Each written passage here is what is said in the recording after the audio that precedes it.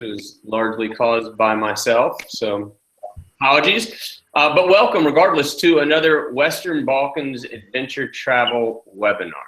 I am Alex Crevar, your moderator for this monthly series. We have a good one today. Today, we are looking at the role of slow food tourism in the Western Balkans. Few things get to the heart of authentic travel like food. And in the Western Balkans, nothing is more important than the pride shown for pure ingredients grown in every corner of this beautiful stretch of Southeastern Europe. The great news is that tourism experts and foodies have begun to take notice and are making slow food a key ingredient in travel offers across the region. Today, we'll speak with two Balkan slow food enthusiasts. I wanted to say experts, but I have been told that that is not exactly right because it is more about passion than anything else. And we're going to speak about why this region is such an ideal spot for from the source gourmet enthusiasts and how tourism operators can learn more for folks listening out there from the region and also from around the world. If we go to slide 2, we'll see that this monthly series is brought to you by the Western Balkans Geotourism Network and also by the Via Donatica Alliance. These are both cross-border cooperatives which are committed to strengthening the region's sustainability through responsible tourism, which is precisely the reason for this webinar series. This series is hosted by Balkan Vibe, the premier travel platform for the Western Balkans, which offers the widest ranges of tours for the region, as well as a seamless booking and credit card payment system. The series itself is supported by USAID and the REG, Regional Economic Growth Project. Manning the controls today in Sarajevo with Balkan Vibe is Edin Sitarovic. Thank you very much for doing the work that we couldn't possibly do on our own. And for listeners and watchers out there, remember, feel free to send in questions during the webinar. You can do that through either the join discussion box about halfway down on the Balkan Vibe registration page. You can also ask questions on this YouTube page in the chat section. We will answer as many as we possibly can at the end of the webinar. Those that we don't get to or can't get to, we will answer through text or email shortly thereafter. And as always, this webinar is free and will be archived on the Balkan Vibe website forever and ever and ever and ever until this is the last thing that's left on the planet. You can check it out and past webinars at your own convenience for reference material and otherwise. For the next slide, slide 3, we are meeting our two guests for the day. Both of them are food activists and ardent promoters of small-scale producers and sustainability. Gordana Radovanovic from Trebinje, Bosnia and Herzegovina is the Slow Food Trebinje Hercegovina Convivium leader. Nikolce Nikolovski from Bitola, Macedonia is the national coordinator of Slow Food in Macedonia. Welcome to you both. Thank you very much for taking the time to be here and for helping us explain to folks in the region and across the world the importance and the excitement of slow food and food generally in the Balkans. It means a lot, so thank you very much. You can hear me, but yes, I hear you, Alex. Good. Can you explain to me a little bit about what the philosophy of slow food, what this means? I see here what we have with regard to the 3 different aspects of slow food. Can you explain that a little bit more? Yes. Slow Food is a worldwide association, like as Gordana said. But today we present Slow Food as a movement of the people who have united around the idea of slow food and slow food philosophy. we work on realization of our mission and vision and mission through the three important words in our philosophy. That is good, clean, and fair food for all of us and all people in the world. Food is basic right for humans on the planet, and we all together must work to provide for all citizens in our planet to have access to good, clean, and fair food. What means three basic words? What is the definition for them? Good food means quality food, flavorsome and healthy food provided from local biodiversity, something that Gordana already mentioned. Clean means food which is produced with sustainable practice, usually traditional practice of production of food, growing the plants, processing the milk into the cheese is used a sustainable practice during the centuries. And today we are faced with the problems of intensive agriculture and use a lot of chemicals, fertilizers, and antibiotics in production of our food. And slow food believes that it's not necessary this kind of production, and we must to keep basic food production on sustainable methods. Clean food. Clean food is free of chemicals and good for environment, for consumers, and for animal welfare. Fair food. Fair food means exceptional prices for consumers to buy food from producers directly, and fair conditions for paying of real price to the producers. That can be provided through the shortening of the chain of the distribution of the food from producer to the final consumer. And that can be provided by direct linking of the producers and consumers. And one of the way of the linking, make direct link from the producer to consumers is traveling and direct visits of the farms, the food production, and eating, enjoying of the food, and buying of food direct from farms and additional production of the food.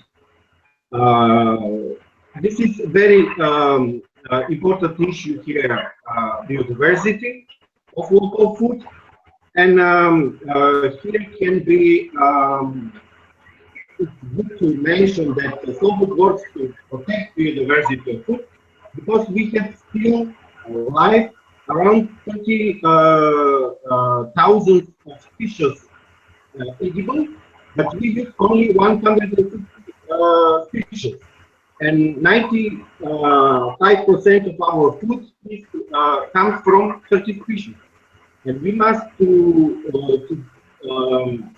work on production and consumption of good, clean, and fair food through the Slow Food philosophy, and to keep local biodiversity, because biodiversity is the basis for providing of this kind of foods. This brings up the next this biodiversity and this philosophy of food, this fair both trade and fair growth. All of those things bring up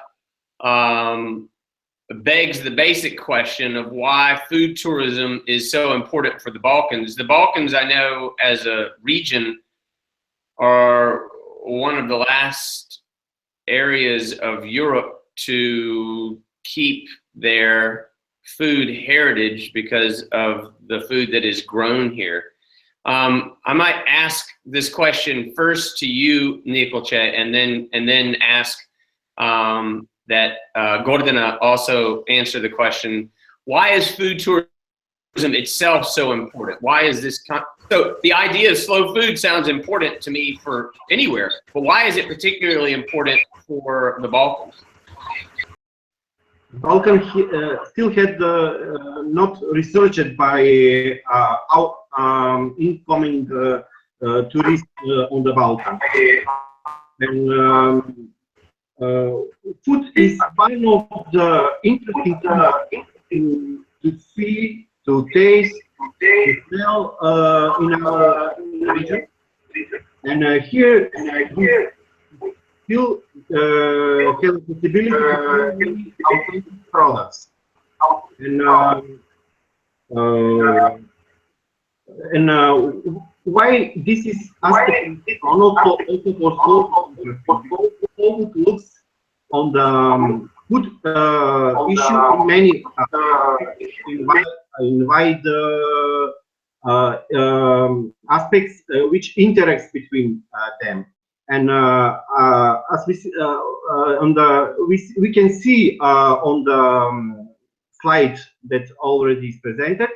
On the right side is a tree of food. That is meaning how slow food looks on the food and take in consideration all that aspects. Food is perceived by slow food like one tree, which has a roots, tree, and trunks. And in the root is the territory, climate, water, soil that gives the food some kind of natural identity. Also is the territory with all aspects and people who live and produce that food, connected with the culture, local traditions, local poetry, traditions, and that's all is merged with other tree, roots of other tree is mixed. Food, like culture on the Balkan is mixed, crossed with many different influence from Oriental, from Western part of Europe, Mediterranean, and Mid-European influences. On the tree is three important aspects: economical sustainability, environmental sustainability, and social sustainability that I already mentioned in the previous slide. And in the trunks and branches are characteristic of food by nutrition, composition of the food, cooking techniques, traditional and modern, and also there are sensory profile of the food, and that is very complex view of the food. And we have many products already mapped in the Arcos catalog in Slow Food from the Balkan country, which agree with this our concept. And what is interesting about the food regarding the touristic offer, behind the food which we offer must be identity, some specificity, and also must be story, which we will sell together with the presentation of our food and our products. That is why Slow Food is promoting and successful story in our country and promoting our authentic products. And one of the promotions is touristic, making of touristic offer with the food. Yeah, and I should explain also here that we have unfortunately lost Gordana mainly just for internet reasons. I think we're spread a little thin, which is unfortunate because of her just very deep level of knowledge, and also her knowledge of how it works with communities. But we're lucky in the fact that Nikolce is also very knowledgeable in this world. So I'm just going to transition into this, and let's just have a conversation about how this works with regard to strengthening communities. And I'll just say this from my perspective as a journalist, what I often see is that we think of, I know people in communities are often surprised that that people from the outside, tourists, foreigners like myself, are as interested in the traditions that they have as we are. Tourism, people tend to think of it as being 4-star hotels and going to the coast and doing this and that and the other thing. However, in this world, in this day and age, people are very interested in authentic travel. They're interested in real culture. They're interested in things that happen in real life, traditions that have been perfected over centuries and over generations of people who learn to cook a certain way and how to use the ingredients that are special to their piece of land. So there's a nice back and forth aspect of people get a chance to see real things happen on the ground, and the people who live in these areas get a chance to display the pride that comes with the generations of perfecting these skills. So from your perspective, you come from a country that is very well known in this region for food, which is saying a lot because people from the Balkans all love food, and everyone thinks Macedonia does a particularly great job with it. How do you see slow food? How does it strengthen communities in your estimation, Nikolce? Slow Food is organization based on the local level, like grassroots initiatives. Our local chapter is called Convivia. Convivia means to live, to share together something, food in our case. And Convivia is a more activistic group of slow food on the local area, and they established to promote. They are enthusiastic people who love to share with people around us and in other regions and in other countries, their local gastronomic culture.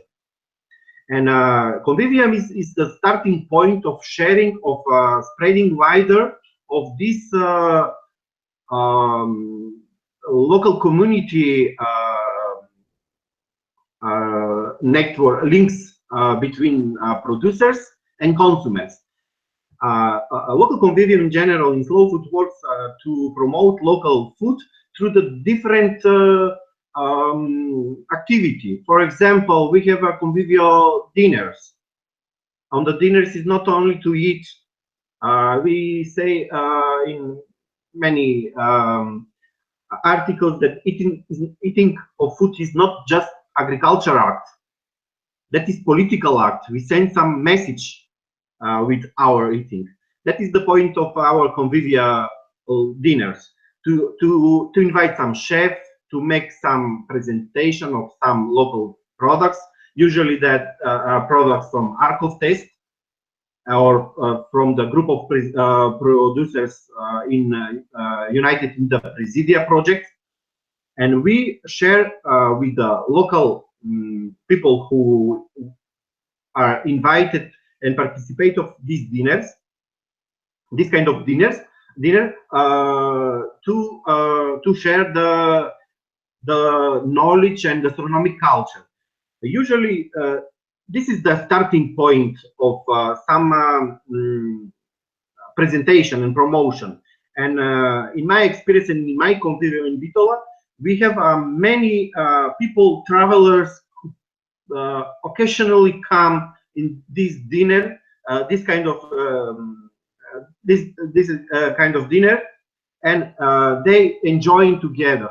And also on these dinners is invited producers, or usually this dinners is organized in the on the farms of the producers, and it's invited different people.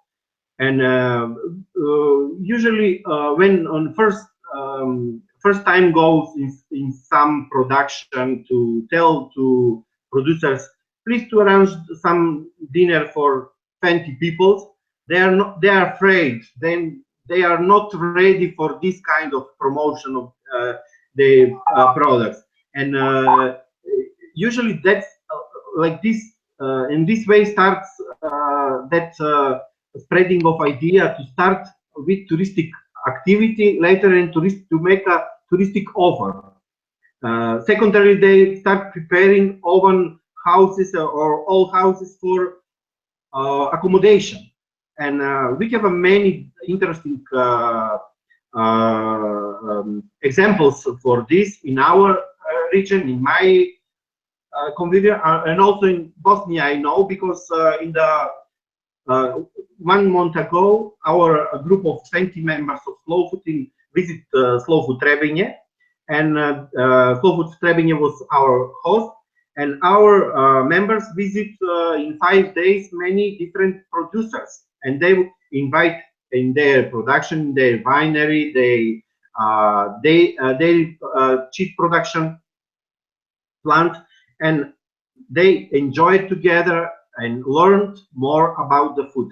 And key point is to have interesting products, authentic, with some facility to produce and to present there, and also to have a story of that product. And usually that is the families with long tradition, like as you mentioned, with the production, and they know to produce that, and they know the story of that product, which with love, with passion, share with other persons. And we are focused on the some kind of alternative form of tourism, and usually in this kind of touristic offer is accepted by travelers who want adventure, in our case gastronomic adventure, or some wine route to taste the wines. And we have no, as I mentioned previously, infrastructure for luxury tourism, but this is our potential for to have a good nature, good program for a visit of cultural places, and good food to enjoy, and clean environment. Yeah, and I want to. I think this is a good moment to transition a little bit with a couple of things, because I know that this is something that Gordana, if she were here at the moment, would push this point about the passion. I have kind of a three-part question here that they're all based in a similar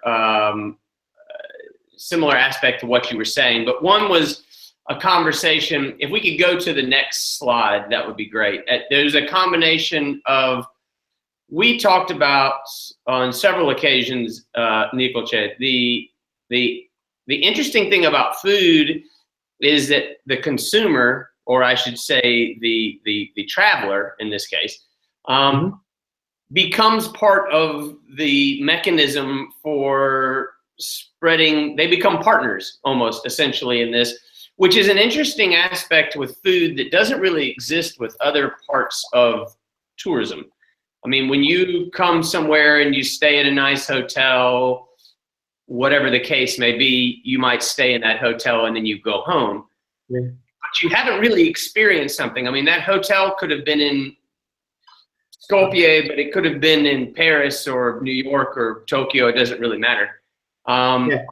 When you go somewhere, you're specifically involved in, you become part of the actual production of this service. And then the second thing I wanted to just make a point with here, and to hear your view, which I'm sure will be similar to Gordana's, is the part that passion plays in this. Because it's one thing to make food, we all eat food, but it's another thing to create food in the way that we're talking about here, which is different than just feeding people. This is actually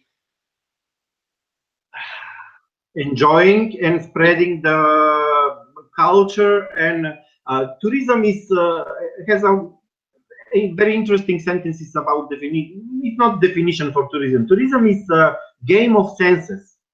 It's called. Here in the food tourism and wine tourism that is best example for that. We are playing with senses. In the modern world, in our everyday life, we faces many stresses. And if we go like tourists in some big hotel, in some big city, we'll be alone. Will be a lot of people around us, but we will be alone. But if we go in some small dairy farm to look how is produced the cheese, to taste the cheese, to have a good conversation and hospitality from our host, that will be some kind of exchanging of the sensory traveling and some emotions through the food. And that is for our present life is important. We have a need for that. And that is the maybe more psychological aspect of the issue, but very important thing. Yeah, and I think that's super important. And one of the things that I find to be most pleasing, and we're on the slide here talking about international visitors. As we get to this next little point that I'm about to make, I want to make sure that everybody out there in webinar land understand that we're super sorry that this webinar has been a little bit disjointed because of time and because of internet issues. We will make sure that the final product is tighter and cut to the information that's needed to be archived. Because this is really important information for folks here in the Balkans. This is one of the real strong points of the region. And it's also one of the things, to segue into the next point here, it's one of the things I've been involved as a journalist for several years in the Balkans. People are always surprised by the quality of life here and the quality of the landscape and the depth of the culture. But perhaps they're never as surprised as they are about the quality of the food. And part of that comes because food here the ingredients are just absolutely exceptional, from meat to cheeses to vegetables to wine to liqueurs to honey and nuts, you name it. I mean, the region is exceptional. So the obvious question, and I hope it stays like that for a long time. You know, I know we're having something of a tourism renaissance here in the Balkans. I'm hoping that the power of the Balkans remain. But the obvious question is, why do you think that international visitors don't know more about the Balkans when it comes to food? Nikolce? Yeah. I think it's more a question of the political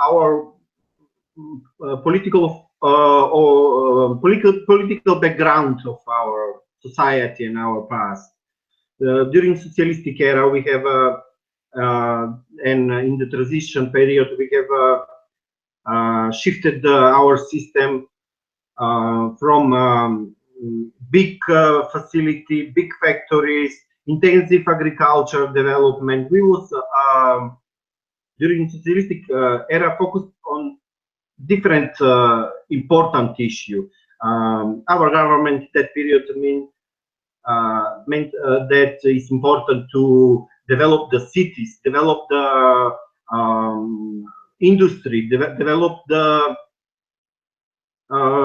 intensive agriculture, and rural areas stay alone in that. No one was thinking about that area, and many people was depopulated from this area in the urban area, and that potential of the rural area and food production and small-scale production of the food was not in the focus, and not to our government, not to our people, because we wanted to, by the example of in the transition period, by the example of the Western Europe, to to build big hotels, to provide luxury services in our touristic sector. But in recent years, we are more and more now realistic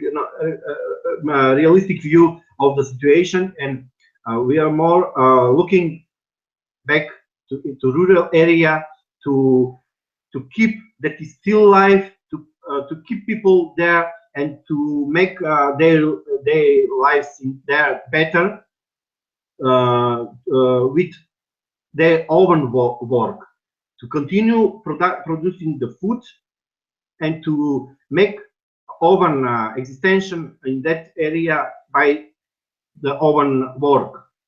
And here I'm lucky that the last 10 years and our government is still is more and more interested about the rural development. It's very comes later, but I think even now or than never. And we must to remote the rural areas through the knowledge and national resources that exist in that area, and all areas and different areas has a different potential, and that gives some kind of diversity of the offers and the touristic offer that can be provided through their work and promotion of their work. Yeah, and that's interesting. I mean, there's so much information in what you just said, and it's, I mean, as always, the Balkans are the testing ground for really great products. So it's interesting because there's a whole period of tourism that has almost bypassed a big part of the Balkans, and now it's a perfect moment in history where people are actually becoming intelligent about wanting to have authentic tourism. And this is the moment when the Balkans are becoming a place that people want to go to. And it happens to also be the strength of the Balkans to have authentic tourism. I mean, you couldn't choose a better part of the world to go visit if you wanted just pure authenticity, which I guess is, you know, part of the question that I have for you next about why that will change, which you were just starting to talk about with regard to why the perception of people coming to the Balkans will change. And before I listen to that your answer, I just wanted to say, in this incredible world of multiple technologies, I'm lucky to still get information from Gordana. So I want to read something that she would have said had she been here, because she just texted me, is that the quotes from Slow Food President Carlo Petrini says that the tourism of the future, question mark, it starts with the locals, with their quality of life, their ability to be happy, and their respect for the land they live in. Then the tourist will find a way. Comes from Carlo Petrini. It seems to almost describe exactly Balkan tourism. So why will this change? Why will perceptions change, and why will folks start to enjoy the Balkans in a deeper way here in the future, do you think?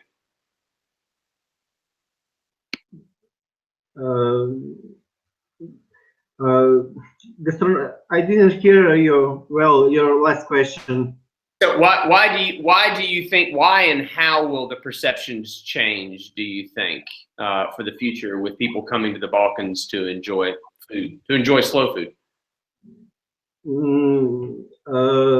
It's depending on all of us and how all of us will be focused. Slow food is not a personal chosen profession. Slow food is some common issue, united people around the idea to make a movement, and depending of how we will strengthen the network of slow food on the Balkan, we work to our teams in different countries united under the Terra Madre network on the Balkan. Every 2 years we have a regional event.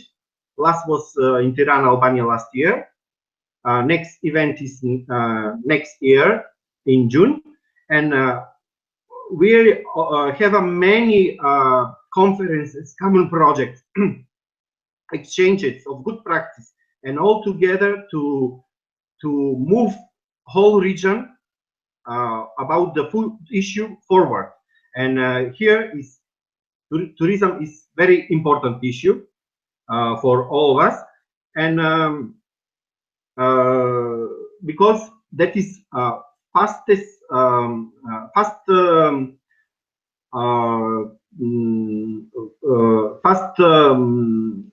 speed of the how to things move forward, because with exchanging of the people, movement of the people, tourism is coming. Our people go on the different promotion in different countries around the Balkan, and also we participate of the international events. In international events, our producers met and our activists met people from different countries around the world, and that is this exchange and networking of whole network of the Slow Food and Terra Madre network give us more energy to be more motivated, and all of us to promote our products. And important is how to understand well the also producers our idea, how when they will clearly understand in our mission, we can together do more, because usually in some region and in the when we go in the some region where is not slow food present, for example in Macedonia, and when we meet producers, we can you can join through our projects to make us common promotions. They expect more because no one for them to now do something in that rural area. We have many examples for this. I will illustrate with near to Bitola one example in Bukovo village. There is very famous village with centuries of production of paprika and spice from dried paprika. And in the socialistic era, they lose the tradition because they were working in the factories. And we was one of our activists was from that village, young girl, and I told to Elena, we must to work in Bukovo to find real seed of the authentic paprika in Bukovo. And after one research, we put the paprika in Arcov test first, and after that we start Presidia project there, and we united 11 families who now plant paprika and make spice, and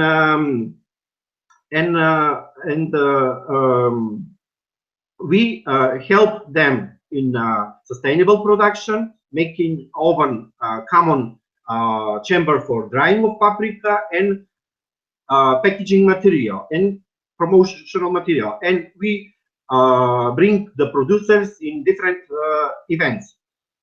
Last year, in September, we was contacted from Arte TV German channel, and they was interested to make some documentary movie part of the series for the gastronomy on Macedonia. We concluded together that the important part of Macedonian gastronomy is paprika, and we invite them to visit Bukovo and to make maybe to interest in them about our project. And they finally decide to make a documentary about the paprika, and documentary was finished, and in March this year was played on the German Arte channel. And next week, after presentation of on the TV of this documentary, we got over 10 emails with people from Germany and Austria interested about the product. We want seeds. We want to buy spice. And in village it's very nice, but they have no idea to start develop tourism. But we have already 5-6 families from Germany who came already this summer in the village. They want to help, to learn about the production of paprika, to learn to cook with paprika, local dishes that was presented on the movie. And we do things like that to support producers, to open their eyes, not only for production, not only for promotion, and for valorization of their products. Best valorization is through the tourism, because not producers is not selling only the product, they're selling the local culture and the story behind that product and presence of the tourist in the farm. It's perfect timing for this, because there was just a question that came in from Eva in Serbia, and it's speaking to what you just said, but maybe we can go one step further with it. The question is, can you share an anecdote from your experience about how joining the slow food movement has worked to attract people to a location, and how it's helped local people understand the importance of the value of their own food? The example of that video and the German interest in it's Bukovo, is a perfect example of that. And but I want to take it maybe just one step further here. The paprika and the idea of the spices is something that's very famous from Macedonia, and specifically from this village. But let me ask, how do people in that village, do you see from the popularity that's happened just recently, how do they respond in a way so that they have a deeper understanding of just how special this is? Because if you grow up seeing your grandmother do it, you grow up knowing that she's a great cook, but you don't necessarily grow up thinking that this is special. And then suddenly an entire group of people tell you, not only is this special, but you do this better than anywhere in the world. So how does that, how does that add to this? I mean, the food is good, but how does this even bring people's pride to a different level? Yes. Older people is proud of their product that is come back from the history some kind, and they're proud to have a still life. But it's important to add young generation in this combination, because young generation start thinking like open familiar businesses, because you already mentioned that older people know to do on the best way the things, but young generation must, and in our case in Bukovo, start thinking more deeper and wider, to see wider picture, and after production and promotion of the product is distribution, and tourism here is the best and easiest way of the distribution. And here young generation can help in this kind of cases. I see a couple of things here that, I mean, I'm not going to bore everybody out there, but I could really talk about this for a very long time, because food is such a great, it's not only is it a specific example of when things work best in a place, but it's also a great metaphor for correct tourism.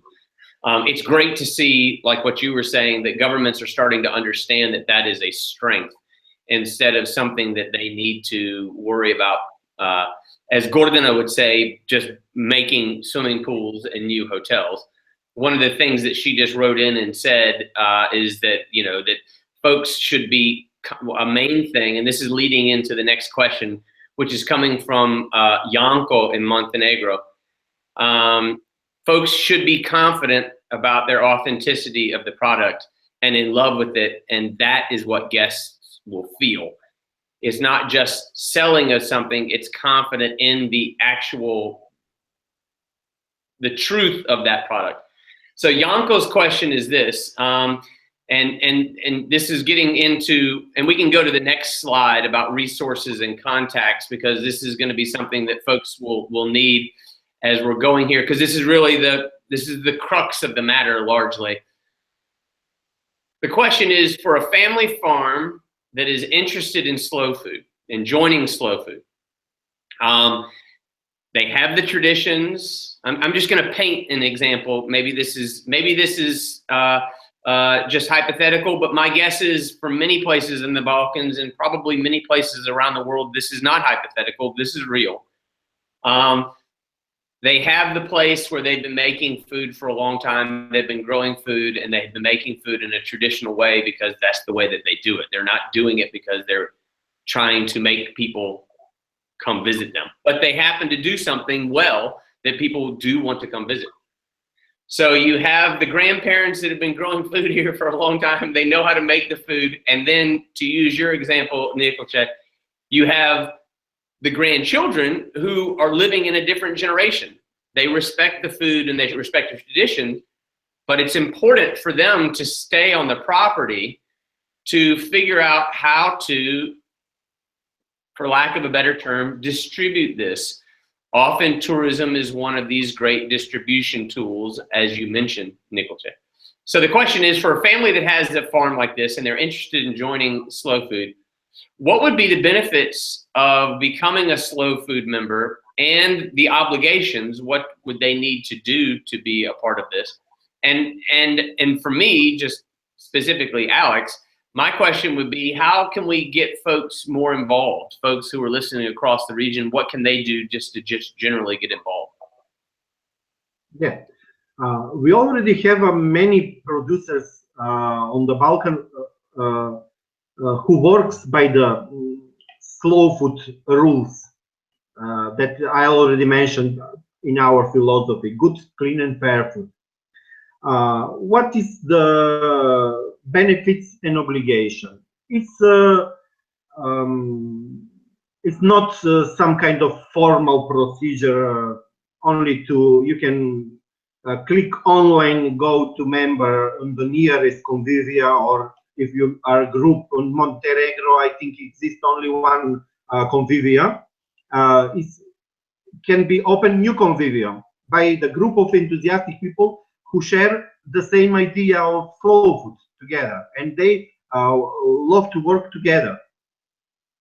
And benefits is not on the first look material or some kind of financial support from slow food. Then networking, exchanging of experience, many offers for collaborations around, networking with the restaurants, networking with the chefs, with the local universities, and they start move things forward. And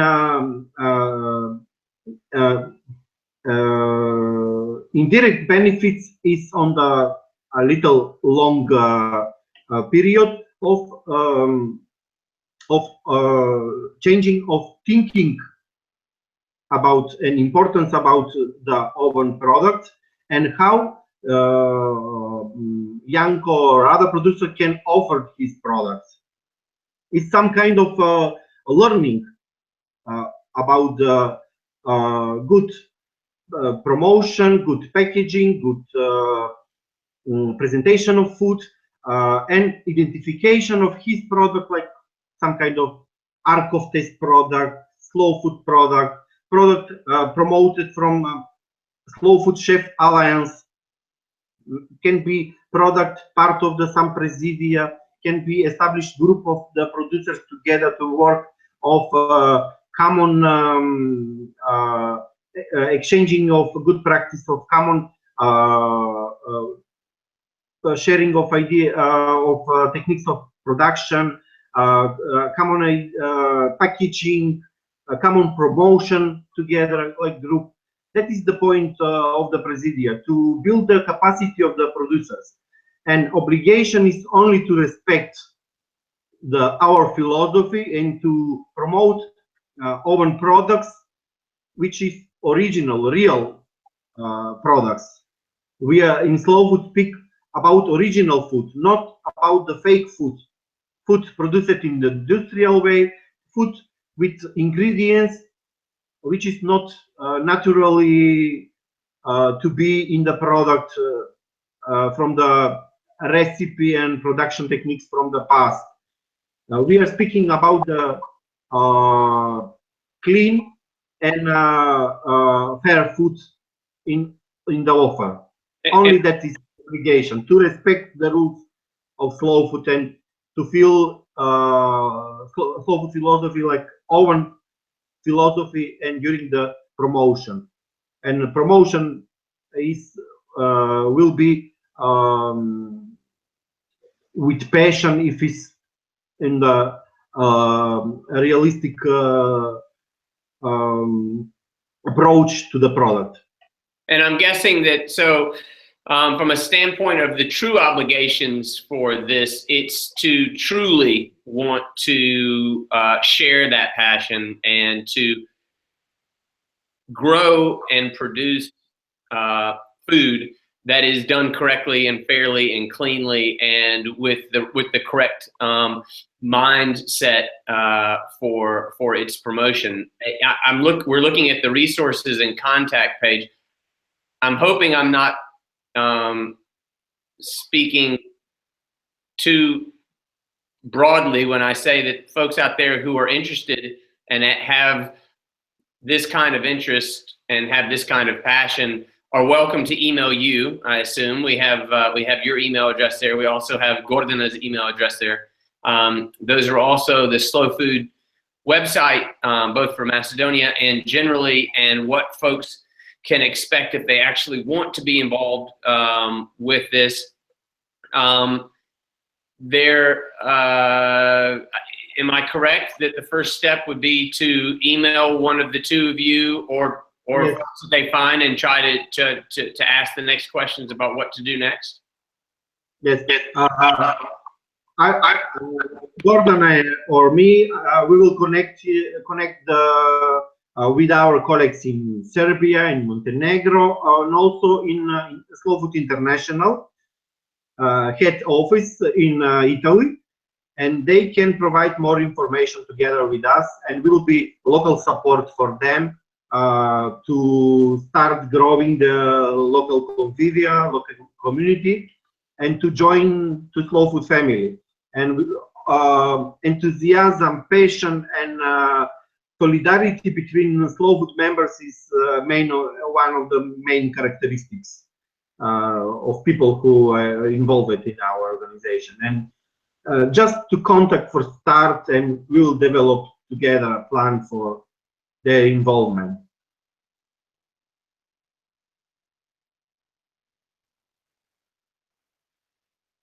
I want to just say, first of all, thanks a ton. Thank you very, very much for this, Nikolce. What I'd like to do in the near future is figure out how we can potentially do this again as a part two. There's an exceptional amount of information here. If this was a little bit disjointed because of the technical issues that each of us, myself included, had this time, that's a pity because of the importance of this issue. I mean, this is an absolute, when it comes to tourism, nothing is more important than food. I mean, there are many different things that folks do wherever they go in the world, but there is nothing that everyone does everywhere in the world, and food is it. It is what you do in all of your moments when you're enjoying the culture.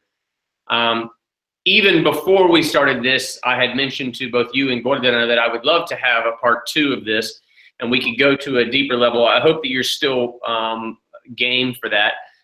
we'll figure out some of these technical issues. As a way of, as a goodbye from Gordana, I'll just read that she wrote that we invite all listeners to approach us directly, and I assume that that means her and Nikolce. We are more than happy to help them create a local slow food chapter. That would be wonderful, and also would be a great way to connect the region. The denser this network is of folks who take food more seriously, the more likely we will not have these traditions disappear, and the more likely we will be that GMOs and different other aspects won't come in and ruin the purity of the Balkans, which is something I know that everybody find very important. What else as a final goodbye, and also for a final point, is there a point that you'd like to make for folks out there who are looking to either come to the Balkans or to be more involved from a regional standpoint? Yeah, we didn't mention that we discussing about slow food and food connected with the tourism. Slow Food already developed a slow food travel pilot project, and I hope we are in short period will implement in some of our Balkan country, and I hope in all country. That is very interesting concept, and maybe in the second webinar, I hope we'll make it again together. And also, Gordon unfortunately is not available to be online. Other is second project is Slow Food Planet application that is already implemented in Herzegovina region. Gordana is already implemented that application. That is application for all around the world to have information in our mobiles for where in some places in some cities or village where we can eat, where we can buy food, and where we can sleep.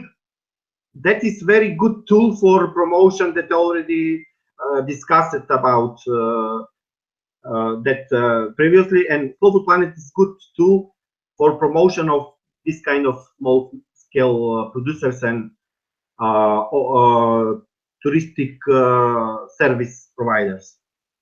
Well, this is, so I think we've just settled on our subject for our second one, which I love. And yes, but I want to make sure that point is made clear to folks who are listening.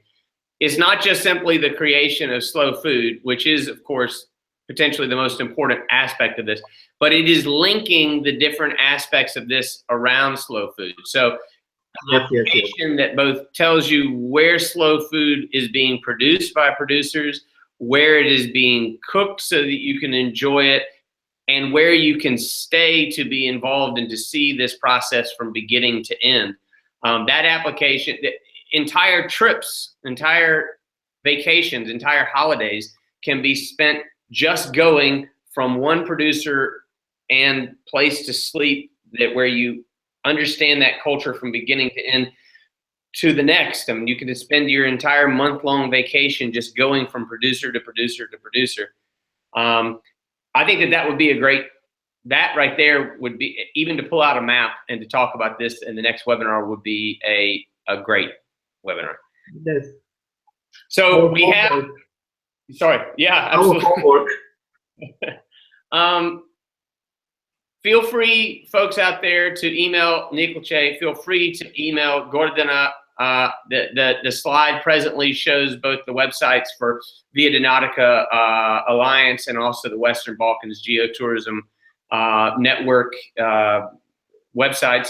Feel free to email there. Folks at both of those networks will put you in touch with the best people to go to the next level, either as a producer or as a tourist or as a tourism operator from a different part of the world that knows enough about the Balkans to know that this is an important aspect to get involved with. We are happy to help in any way, no strings attached. We are here to help. Thanks again, Nikolce. Thank you very much, Gordana. Sorry that we had to let you go. Thank you for the invitation, and thank you for audience.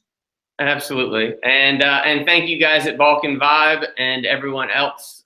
We will see you next time. We will likely be talking about community tourism, and look out for the invitations to join our next webinar. And thank you very much. See you later. Bye-bye.